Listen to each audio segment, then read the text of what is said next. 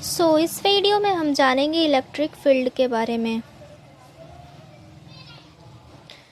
Electric field, let us consider a point charge q placed in vacuum at the origin O. If we place another point charge q at the point P, OP is equals to R, then a charge q will exert a force on charge q as per Coulombic law.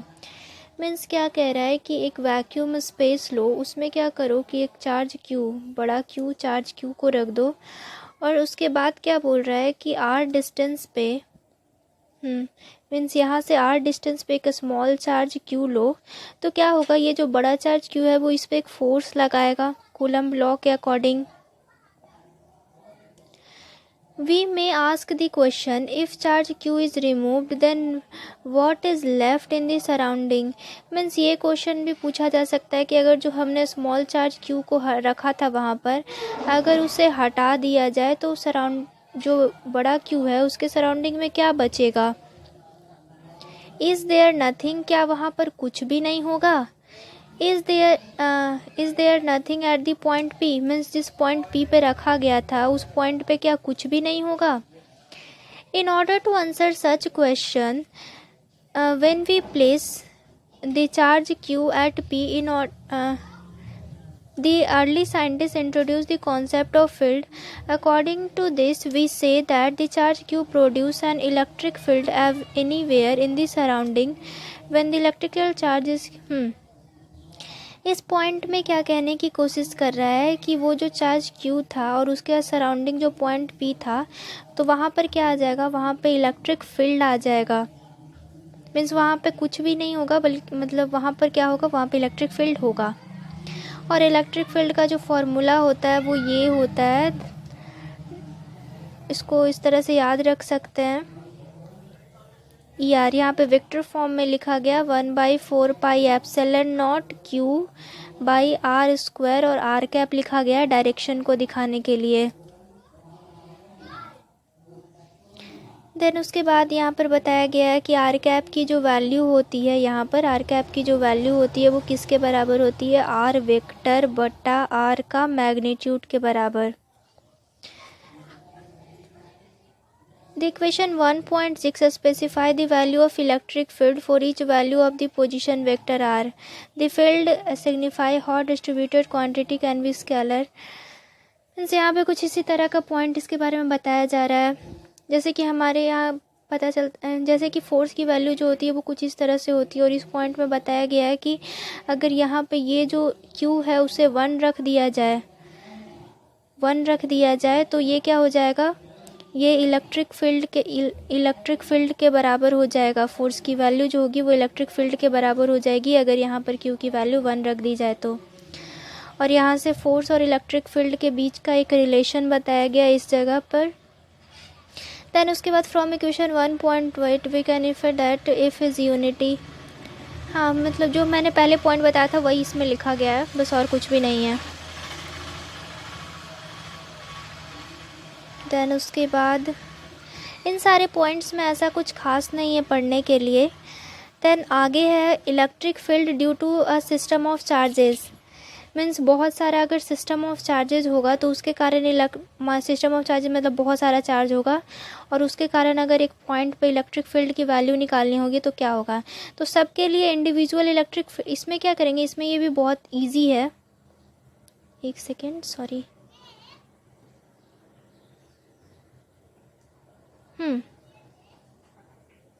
मतलब ये बहुत easy है, कैसे करेंगे, तो जैसे ये बहुत सारे पॉइंट है और यहाँ पर वो इस पॉइंट पर निकालना है, तो सारे के कारण इंडिविजुअली इलेक्ट्रिक फील्ड का वैल्यू को कैलकुलेट कर लेंगे, और उसके बाद क्या करेंगे, सबका net electric field find out कर लेंगे, वही उस पॉइंट का इलेक्ट्रिक फील्ड होगा। इस पूरे पॉइंट में यही समझाया गया है। इसमें भी देखो समेशन करके, ये जो लास्ट में वही सम करके बताया गया कि किस तरह से निकालते हैं, तो सम कर देते हैं और वहाँ से हमें ये वैल्यू मिल जाता है। देन उसके बाद कुछ फिजिकल सिग्निफिकेंस बताया गया है, इसका कुछ यूज़ है नहीं, से रहने दो, ये नहीं आता है। देन उसके बाद क्वेश्चन है। देन हम पढ़ेंगे टॉपिक 1.9 इलेक्ट्रिक फील्ड लाइन के बारे में। तो इलेक्ट्रिक फील्ड लाइन के बारे में जो इम्पोर्टेंट है वो है हम्म इसके जो इम्पोर्टेंट पॉइंट है उसे मैं बता रही हूँ। तो इसका जो इम्पोर्टेंट पॉइंट है वो ये है कि अगर कोई पॉजिटिव चार्ज दिया गया है तो उससे इलेक्ट्रिक फील्ड लाइन जो होता है वो बाहर की तरफ निकलता है। अगर कोई नेगेटिव चार्ज दिया गया है तो उससे इस तरफ से अंदर की तरफ जाता है।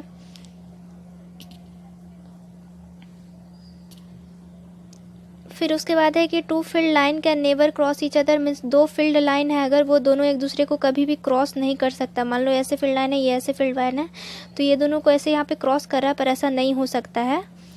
उसके बाद है कि electrostatic field line do not, मतलब इलेक्ट्रोस्टैटिक फील्ड लाइन जो होता है वो क्लोज लूप की फॉर्मेशन नहीं करते हैं। मीन्स ये ऐसे क्लोज लूप नहीं बनाता है। क्यों? क्योंकि ये चार्ज के अंदर फील्ड होता ही नहीं है, इसी वजह से। जैसे उसको समझ सकते हैं, जैसे ये पॉजिटिव चार्ज है, ये यहाँ से निकल रहा है, यहाँ से निकल रहा है, तो क्लोज लूप मान लो कि इस तरह से बना लेता है, पर इसके अंदर तो नहीं बना पाएगा क्योंकि इसके अंदर फील्ड लाइन तो होगा ही नहीं। इस वजह से क्लोज लूप नहीं बना पाता है। ये इसके लिए इम्पॉर्टेंट पॉइंट था। देन उसके बाद फ्लक्स के बारे में कुछ इम्पॉर्टेंट चीज़ें जानेंगे। सबसे पहले फ्लक्स की हमें डेफिनेशन देखनी चाहिए कि फ्लक्स कहते हैं किसे हैं। तो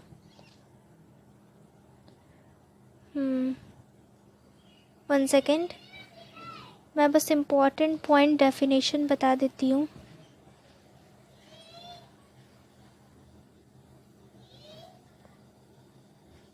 वैसे इसके लिए कई सारे फार्मूलाज भी यूज़ किए जाते हैं, उसे ही डायरेक्टली याद रखा जाए तो भी सही है। जैसे कि 1 सेकेंड, जैसे कि ये यहाँ पर डेल्टा एस एरिया के फॉर्म में दिया रहे तो इस तरह से ये यूज़ होता है और इसमें कुछ खास नहीं है। देन उसके बाद हमें पढ़ना इलेक्ट्रिक डाइपोल। इलेक्ट्रिक डाइपोल क्या होता है? तो देखो, एक ऐसे इस तरह का चार्ज होता है, इस पर एक माइनस क्यू एक प्लस क्यू, इनके प्लस क्यू इस तरह से, इस तरह का जो बना होता है एक ये जो होता है उसे ही हम लोग इलेक्ट्रिक डाइपोल कहते हैं।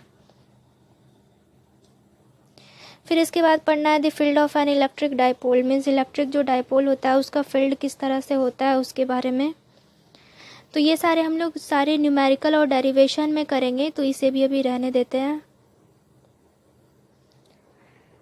ये भी हम लोग क्या करेंगे, डेरिवेशन में करेंगे, मीन्स इससे डेरिवेशन ही आता है। देन उसके बाद है continuous charge distribution. Continuous charge distribution के बारे में पढ़ना है। तो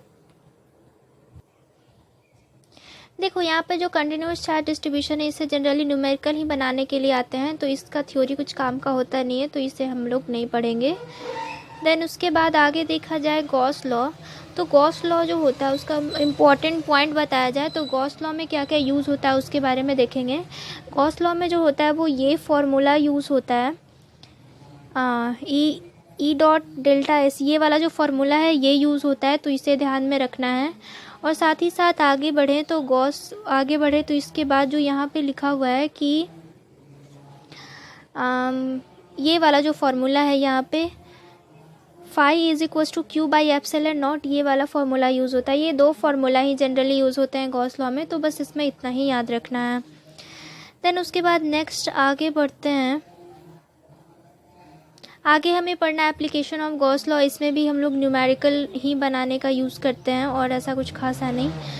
field due to a uniformly charge infinite plane sheet के कारण क्या फील्ड होता है, ये सारे न्यूमेरिकल्स में यूज़ आते हैं। देन इसमें ऐसा कुछ अब खास है नहीं।